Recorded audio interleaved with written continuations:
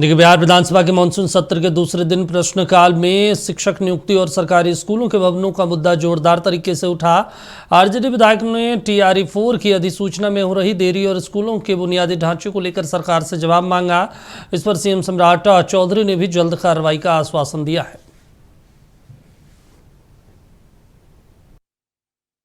अध्यक्ष महोदय, माननीय मंत्री जी ने जवाब भेजा है, लेकिन मैं उस जवाब से संतुष्ट इसलिए नहीं हूँ कि बाबा साहब भीमराव अंबेडकर आवासीय विद्यालय की जो निर्माण हुआ था उस समय यही दृष्टि थी कि जो अर्थहीन बच्चे हैं उनको शिक्षा से जोड़ा जाए, लेकिन अभी तक 62% शिक्षक नहीं है। जब 62% शिक्षक नहीं है तो उन बच्चों के पढ़ाई का क्या होगा? और ये कह रहे हैं कि अधियाचना की जा रही है बीपीएससी को। अब यातना ही होती रहेगी तो बच्चे क्या करेंगे, कैसे पढ़ेंगे? एक समय दे हमको। सरकार का प्रयास जारी है जी, आशा कीजिए जल्द ही जारी है सर, जारी रहेगी, लेकिन ये कब तक? एक तिथि तो तय करें कि इतना तारीख तक या इस महीने तक या इस वर्ष तक शिक्षक हम वहाँ बहाल कर देंगे ताकि बच्चे को शिक्षा से वंचित नहीं होना पड़े। करना है बीपीएससी को, माननीय मंत्री का अनुशंसा गया है सर, गया है, लेकिन ये हो जाते रहेगा। कब तक होगा? क्या वंचित रहेंगे छात्र पढ़ने से? महोदय, माननीय सदस्य का चिंता जायज है और आपके चिंता पर सरकार पूरी गंभीरता से अधियाचना बीपीएससी को भेजा है। बहुत जल्द जब यूं ही बीपीएससी उसको अधियाचना के आधार पर बहाली करेगी, विद्यालय में शिक्षक हो जाएंगे। लेकिन इसके बाद भी बता दें माननीय मंत्री जी, माननीय सदस्य को, जो विभाग इतना गंभीर है जो पूरे जिले के सभी जिलाओं में सावित्रीबाई फुले छात्रावास की अलग से स्वीकृति दिया है। इसलिए और हर अभी 40 हमारा आवासीय विद्यालय और निर्माण शुरू है, वहाँ भी हमको शिक्षक की बहाली करना है। इसलिए बीपीएससी की से अधियाचना की गई है। जो ही बीपीएससी बहाली करेगी हमारे शिक्षकों की संख्या बढ़ जाएगी। अध्यक्ष महोदय, ये अति गंभीर है। इसको जो माननीय मंत्री जी ने कहा है वो भी सही है और माननीय सदस्य की जो चिंता है वो भी गंभीर है। इसलिए मैं शिक्षा विभाग से विशेष तौर पर इसके मॉनिटरिंग करने के लिए कहता हूँ और 1 महीने के अंदर वहाँ पर प्रतिनियुक्ति के आधार पर सभी शिक्षक उपलब्ध करा दिए जाएंगे। बिहार में शिक्षक अभ्यर्थियों के लिए राहत की खबर है। मानसून सत्र के दूसरे दिन शिक्षा मंत्री मिथिलेश तिवारी ने कहा कि बीपीएससी शिक्षक भर्ती परीक्षा टीआरई 4 की प्रक्रिया इसी महीने से शुरू की जाएगी और सरकार जल्द ही अधिसूचना जारी कर भर्ती प्रक्रिया को आगे बढ़ाएगी, जिससे अभ्यर्थियों का इंतजार खत्म होगा। बिहार राज्य शिक्षक स्थानांतरण नियमावली 2026 अधिसूचित की गई है। इस नियमावली के परिप्रेक्ष्य में विभाग द्वारा मानक मंडल एवं उक्त को लागू करने हेतु मानक संचालन प्रक्रिया का निर्धारण किया गया है, जिसके परिप्रेक्ष्य में आवश्यकता वाले विद्यालयों में स्थानांतरण की कार्रवाई की जा रही है, जिसके तहत विद्यालय में शिक्षकों की आवश्यकता का आकलन किया जा रहा है। उक्त के पश्चात जुलाई 2026 के अंतिम सप्ताह में टीआरई 4 के तहत नियुक्ति हेतु अधियाचना बिहार लोक सेवा आयोग को भेज दी जाएगी। बिहार विधान परिषद के बाहर आज विपक्षी एमएलसी ने छात्रों पर हुए लाठीचार्ज के विरोध में जमकर विरोध प्रदर्शन किया।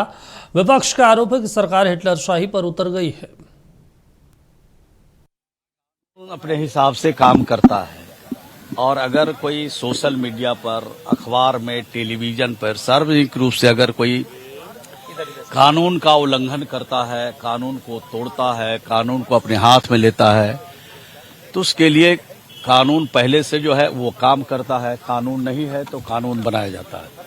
किस तरह से चोरी करने वाले लोग जो है नीट में हुआ उसको डिफेंड कर रहे हैं और अब पूर्व दिल्ली में ऐतिहासिक प्रदर्शन हुआ, मगर ये सरकार जो जारी है वहाँ बोलो दोबारा चेक करेगा। कल के भविष्य को कुचलना चाहती है, बोलो दोबारा चेक करेगा। उन्होंने लाठी चार्ज की, इसकी हम निंदा ही नहीं करते हैं। मतलब इनको जनता के बीच जो है जवाब देना पड़ेगा, इसके लिए हम लोग तैयारी कर रहे हैं। ये सरकार भ्रष्टाचारी है और यही है जो छात्रों नौजवानों, यह सवाल बिहार का नहीं है, देश के उन नौजवानों, युवाओं और छात्रों का है जिनमें प्रतिभा है। प्रतिभा कहाँ है? प्रतिभा गांव में, किसानों के बच्चे में, मजदूरों के बच्चे में। अब उसके अधिकारों को छीना जा रहा है, तो कहीं न कहीं महागठबंधन राष्ट्रीय जनता दल इसका कड़ा विरोध करेगा। बहुत ही शर्मनाक हुआ है। जंतर मंतर में शांतिपूर्ण तरीके से आंदोलन चल रहा था, छात्रों की कोई गलती नहीं थी, कहीं भड़कावे का नारा नहीं लगा, कहीं कोई तोड़फोड़ नहीं हुई, लेकिन तब भी जिस तरीके से पुलिस ने पीटा, वो दिखा रहा है कि देश की युवाओं को लेकर के इस सरकार का नजरिया क्या है। वो आतंकवादियों की तरह ट्रीट करती है, और इसलिए अब युवाओं को केवल धर्मेंद्र प्रधान का इस्तीफा नहीं चाहिए, वो तो सरकार दे देगी, लेकिन अब हमें मोदी का इस्तीफा चाहिए, और उसी दिशा में देश के युवा अब बढ़ रहेंगे आगे। अगर डेमोक्रेसी और कॉन्स्टिट्यूशन की बातें करें तो वो सिर्फ किताबी बातें हो जाएंगी। इस देश में डेमोक्रेसी नहीं है। और देखिए, आप भाजपा के जितने भी नेता पुत्र हैं, एक E20 में परेशान है, एक T20 में परेशान है, और सारे भाजपा के जो भक्त लोग हैं उनके पापा 420 के काम में परेशान है। आप देखिए कि राम मंदिर का जो चंदा चोरी का मामला हो, या फिर वोट चोरी का मामला हो, या पेपर लीक का मामला हो, जितने भी इस देश में ज्वलंत मुद्दे हैं, उस पर जो मोदी जी का जो 56 इंची सरकार है और उनके नेता हैं, चुप्पी साधे हुए बैठे हुए हैं। चलिए, ज्यादा जानकारी के साथ स्टेट हेड मरगूब जी हमारे साथ जुड़े हैं। मरगूब जी, देखिए, विधानसभा मानसून सत्र में आज क्या कुछ देखने को मिला? दूसरा दिन था, हमने बाहर भी देखा विपक्ष का हंगामा, सदन के अंदर तो सरकार के ऊपर ही, अपने ही विभाग के अपने ही विधायकों ने सवाल उठा दिया।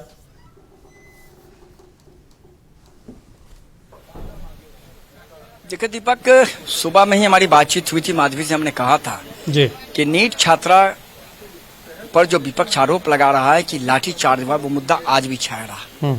और आज बिहार विधानसभा के बाहर जमकर 15 मिनट तक हंगामा हुआ विपक्ष का। शिक्षा मंत्री इस्तीफा दो, प्रधानमंत्री जवाब दो, प्रधानमंत्री चुप्पी तोड़ो। और विपक्ष इस पूरे मुद्दे को जिंदा रहना चाहता है, क्योंकि ये पूरा मामला एक पूरे भारत के युवाओं से जुड़ा हुआ है। विपक्ष का कहना है कि क्या सरकार ये बताएगी कि जो लोग वहां प्रदर्शन कर रहे थे उन्होंने पुलिस को पीटा? कोई वीडियो है सरकार के पास? क्या उन्होंने उपद्रव की? क्या उन्होंने तोड़फोड़ किया? क्या कहीं आग लगाई? और जिस बर्बर तरीके से छात्रों पर लाठीचार्ज किया गया, लड़कियों को मारा गया, उनका आरोप है, ये सरकार निरंकुश हो गई है। और इसी मामले को लेकर के जमकर विपक्ष ने हंगामा किया। विपक्ष का कहना है कि ये मुद्दे हैं और इन मुद्दों को हम विधानसभा सत्र के दौरान सरकार के सामने उठाते रहेंगे और विधानसभा से केंद्र सरकार को मैसेज देने का प्रयास करेंगे। ठीक। और अगर आप देखेंगे आज विधानसभा का फर्स्ट हाफ, तो शिक्षा के मामले पर आज मिथिलेश तिवारी फंसते नजर आए। बीजेपी के विधायक ने कहा कि यह कैसी व्यवस्था आपने बना दिया कि कहीं एक रूम में 15 बच्चे हैं, वहां रूम खाली है, और कहीं एक रूम में 550 बच्चे, वहां रूम ही नहीं है। ये कैसा मजाक कर दिया आपने? मिथिलेश तिवारी को उठकर कहना पड़ा कि हम व्यवस्था को ठीक करने की कोशिश कर रहे हैं। आईना दिखाना बहुत बड़ी बात है। सत्ता पक्ष को आईना दिखा रहा है तो बहुत बड़ी बात है। और इस पर मिथिलेश तिवारी को कहना पड़ा कि हम व्यवस्था को ठीक कर रहे हैं। लेकिन अगर आप पूरे प्रथम सत्र के विधानसभा के शुरू होने से पहले और विधानसभा सत्र को देखेंगे तो बहुत ज्यादा शांति से यह विधानसभा सत्र पहले दिन, दूसरे दिन चला। प्रश्नोत्तर काल हुए, ध्यानाकर्षण हुए, कह सकते हैं कि सभी सवालों का जवाब दिया गया। साथ ही साथ सरकार की तरफ से कह सकते हैं कि कई घोषणाएं हुई शिक्षकों को लेकर। TR4 की अधियाचना जा रही है। उसके साथ साथ एक और बड़ा घोषणा हुआ, दीपक जी, हमने आपको कहा था ये पहली बार बिहार में हो रहा है, लोगों ने ध्यान नहीं दिया, हमने खबर चलाई सबसे पहले। शिक्षकों का जिला कैडर बन रहा है दीपक जी। ये जिला कैडर बहुत बड़ा फैसला है सरकार का। आपने हमसे दोबारा सवाल भी किया था, हमने आपको कहा, समझाया था जिला कैडर क्या है। बिल्कुल। आप जिला कैडर बक्सर चले गए तो फिर बक्सर चेंज नहीं हो सकता। आपके अंतिम दिन कह सकते हैं कि रिटायरमेंट के। तो ये बड़ा फैसला, दो बड़े फैसले आज हुए हैं शिक्षा विभाग की तरफ से। अभी भी बिहार विधानसभा की कार्रवाई चल रही है। अभी हम आपको एक जानकारी दे देते हैं तुरंत। दीपक जी, आप हमारे साथ थोड़ा बने रहिए। 5 विधेयक कह सकते हैं कि अभी पास हो गए हैं बिहार विधानसभा में। हम अभी आपको जानकारी देते हैं जो विधेयक पास हुए हैं उनमें सबसे महत्वपूर्ण है बिहार जुआ प्रतिषेध विधेयक, बिहार माल सेवा संशोधन विधेयक, बिहार कृषि भूमि प्रयोजन विधेयक। ये तीनों विधेयक पास हो गए हैं, बिहार चिकित्सा संशोधन विधेयक पास हुआ है, बिहार नर्सेज पंजीकरण संशोधन विधेयक पास हुआ है, और इसके साथ साथ एक और विधेयक अभी पास हुआ है, बिहार चीनी उपक्रम अर्जन संशोधन विधेयक संसद की सहमति से पास हो गया है। तो बिहार विधानसभा ने अभी अपडेट कर देते हैं 6 विधेयक को पास कर दिया है, और अब ये विधेयक बिहार विधान परिषद में जाएगा, जहां पास होगा फिर राज्यपाल के पास जाएगा, और फिर वो कह सकते हैं कानून और विधेयक का रूप ले लेगा। तो अमूमन अगर आप देखेंगे तो हंगामा भी है, आरोप भी है, प्रत्यारोप भी है। एक चीज हम मार्गुल जी आपसे समझना चाहते हैं, क्योंकि ये मानसून सत्र बहुत छोटा है। कल जब कैबिनेट की बैठक हुई उसमें 2 महत्वपूर्ण मंजूरी दी गई है 2 यूनिवर्सिटियों के, एक doctor Shyama Prasad Mukherjee AI and computer sciences university जो भागलपुर में स्थापना होगा, दूसरा एक युवा सैनिक के नाम से मुजफ्फरपुर में होगा सिविल इंजीनियरिंग का। एक सम्राट चौधरी ने घोषणा की थी, आपको याद होगा, पटना साइंस कॉलेज में, कि हम यूनिवर्सिटी ऑफ फिजिक्स बनाएंगे और इसको लेकर मानसून सत्र में हम विधेयक भी लेकर आने जा रहे हैं। क्या कोई ऐसा प्रस्ताव है सरकार लेकर आ रही है इस सत्र में? नहीं, अभी तक तो नहीं है। अब तो चूंकि कल विधानसभा, कल कैबिनेट हुआ, तो कैबिनेट में जो विधेयक आए थे वो विधेयक अब हमें लगता है आज विधेयक कुछ आए हैं, कुछ विधेयक कल आएंगे, चूंकि नोटिफिकेशन होने वाला है। और हाँ, अगले 1-2 दिन में अगर कैबिनेट फिर हो तब उसमें आ सकता है प्रस्ताव, तो आ सकता है। चूंकि रूल है कैबिनेट में आएगा तभी विधानसभा में आ पाएगा, उसके बाद राज्यपाल को जाएगा। तो अभी तक जो आपने कहा फिजिक्स ऑफ एक्सेलेंसी की कोई अभी तक जानकारी नहीं है हमारे पास, सरकार के पास भी नहीं है। कि सरकार अगर कैबिनेट का प्रस्ताव लाती है अगला, तो उसमें हो सकता है कि वो प्रस्ताव आए, लेकिन फिलहाल जो आपने कहा। एक चीज़ और हम आपसे समझना चाहते हैं, उसके बाद बात करके दूसरी खबरों पर जाएंगे।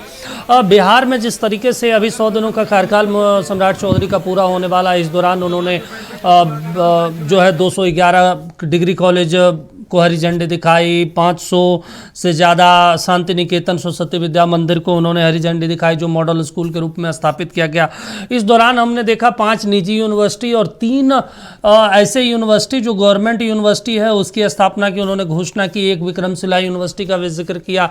यानी इस हिसाब से देखा जाए कुल 9 यूनिवर्सिटियों को उन्होंने मान्यता देने की बात कही। इस सरकार में, सम्राट सरकार में, शिक्षा के क्षेत्र में बेहद और आने वाले दिनों में काम होगा, कुछ और यूनिवर्सिटियों की घोषणा होगी, कुछ ऐसा इनपुट है क्या? क्योंकि हाल फिलहाल में सम्राट चौधरी ने कहा कि कुछ यूनिवर्सिटियों के आएंगे भी विधेयक इस सत्र में या फिर अगले सत्र में। जी बिल्कुल, जी बिल्कुल, हम आपको बता रहे हैं शिक्षा को लेकर के सरकार कई क्रांतिकारी परिवर्तन करने जा रही है। खास करके उच्च शिक्षा को लेकर सरकार कई बड़े फैसले लेगी। हमें लग रहा है कि विधानसभा सत्र के बाद अगर कह सकते हैं कि सत्र नहीं हो पाएगा तो हमें लग रहा है अधिसूचना जारी होगी, और उस अधिसूचना के अनुसार कह सकते हैं फिर उसे कह सकते हैं कि रूप दिया जाएगा, फिर बाद में उसे कानून का रूप दिया जाएगा। तो शिक्षा के क्षेत्र में, खास करके उच्च शिक्षा के क्षेत्र में सरकार आने वाले दिनों में कई बड़े परिवर्तन करेगी। आपको पता है कि अभी कह सकते हैं कि आपको एक विधेयक आया था, आपको निजी विश्वविद्यालय विधेयक, वो बड़ा प्रस्ताव था। अभी AI विश्वविद्यालय सरकार स्थापित कर रही है। अभी आपको मुजफ्फरपुर में विश्वविद्यालय स्थापित होने जाए। तो सरकार उच्च शिक्षा का जो स्तर है उसे बहुत ऊंचे स्तर तक ले जाना चाहती है, क्योंकि सरकार का मानना है आने वाला दिन AI का है। तो अगर AI को लेकर अभी से हम काम नहीं कर पाएंगे तो फिर आने वाला दिन में बिहार के बच्चों का AI को लेकर भविष्य चौपट हो जाएगा, और फिर उन्हें बंगलौर, फिर उन्हें कह सकते हैं कि मुंबई, कलकत्ता जाना पड़ेगा। तो इसीलिए सम्राट चौधरी की सरकार AI को लेकर और उच्च शिक्षा को लेकर के बड़े काम करने जा रही है, और आने वाले दिन में हम आपको बता रहे हैं कई बड़े और महत्वपूर्ण फैसले सरकार उच्च शिक्षा को लेकर लेने जा रही है। चलिए ठीक है मरगूब जी, तमाम जानकारी देने के लिए, बातचीत करने के लिए शुक्रिया आपका। बेहद महत्वपूर्ण जानकारी। आपको बता दें सरकार की तरफ से शिक्षा के क्षेत्र में काम किया जा रहा है। इसी को लेकर सदन में आज खुद सम्राट चौधरी खड़े हुए जब श्याम रजक ने सवाल पूछा, और शिक्षा मंत्री के बजाय खुद मुख्यमंत्री ने जवाब दिया कि 1 महीने के अंदर जहाँ पे भी कमी होगी शिक्षकों की उसे दूर किया जाएगा।